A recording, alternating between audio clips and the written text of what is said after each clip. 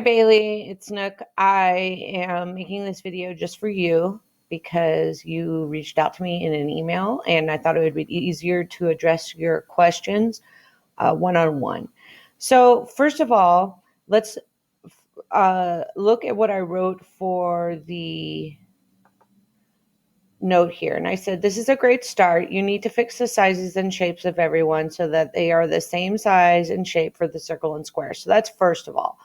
So number one, you have different sizes on here, and that should be visibly obvious to you that circles need to be circles, squares need to be squares, and you can use the copy paste function to make sure that they are the same size. You may need to adjust down because you're dealing with so many people, but that may change. So hang on to that thought. Also, the way that your slashes are to show that somebody has died, like right here or right here, where it shows that they are no longer married or were never married, need to be going in the same direction. So, for example, here you have your slashes backslashed, and here you have your slashes forward slashed.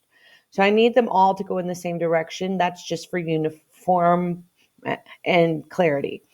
Also, the length of those slashes and the angle need to be perfected, but that is not what you need to work on.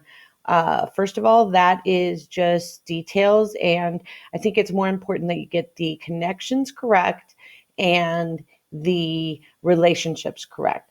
So, first of all, the way that I understand your pedigree, just the shapes, is that this is you, this is your mom, and this is your dad.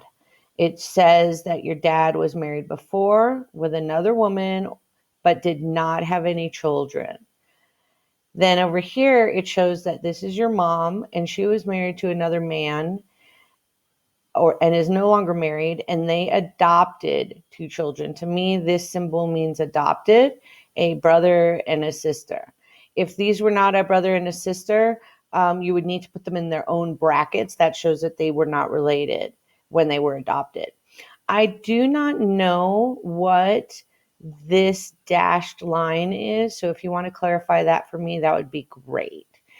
Now, let me address your questions first before I move further higher in your pedigree, because that may change. Number one, you asked about the siblings being listed oldest to youngest, and that on the examples that I gave you, it was backwards. That is a detail that I did not teach. It's something that you found, and I appreciate that because you are so smart and awesome. And yes, you are supposed to list them from the oldest to the youngest, firstborn to the lastborn. Or if you're going to do it lastborn to firstborn, you just need to be consistent in whatever you're doing. So that should answer that question. Also, if there's as you move further backwards in your pedigree, if there are people who had like 7 children, you don't have to list all those children. You can put the shape of those children. So if it was like 4 boys and 3 girls, you can put a square for the boys and put the number 4 and put a circle for the girls and put the 3. That way your pedigree is less crowded. Also, you said something, you asked about cousins and that the examples didn't show that. Now, your cousins, your first cousins, would be the children of your parents, sisters, and brothers. And so your parents, sisters, and brothers need to be on the same line as your parents, and then your cousins, your first cousins, would come down to the same generation that you are located in at the same height. Now, what I'm seeing, the closest thing I can see on here is this connection right here. This is your father, and this is your father's sister. What you should do to indicate that is bring her over to the right and down to your father's level, and then show her marriage. And if she had any children with that partner, then you would show your first cousins down here, and they would be in the same line as you are because they're your first cousins. So this is an area that you may need to work on. On this side, I'm having trouble figuring out the connection of all of these shapes to whom. They're not connected to anybody. I have a feeling that you want to connect them to your mom, but I'm not sure. So I will need that clarified from you. And you may want to, for right now, only go back 3 generations, okay, to make sure that you have those 3 generations correctly done, and then you can expand upon it after I give you the go ahead, after you're sure that you know what you're doing.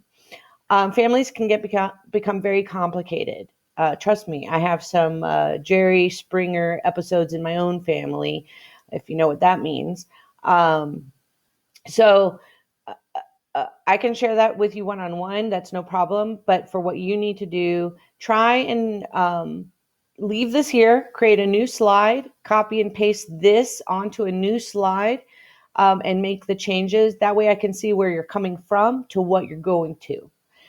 Then you can trace the trait. And like I said in the note down here, is you only want to trace one trait per pedigree. It gets very confusing to do more than one because there are different alleles that are involved. The other question I have for you is, I don't know what these letters mean. So you might want to clarify that for me. I don't know what these letters mean. So if you want to copy and paste this whole pedigree onto a new slide right underneath it, go ahead, write notes to me in this space down here. That would be greatly appreciated. And I look forward to hearing from you.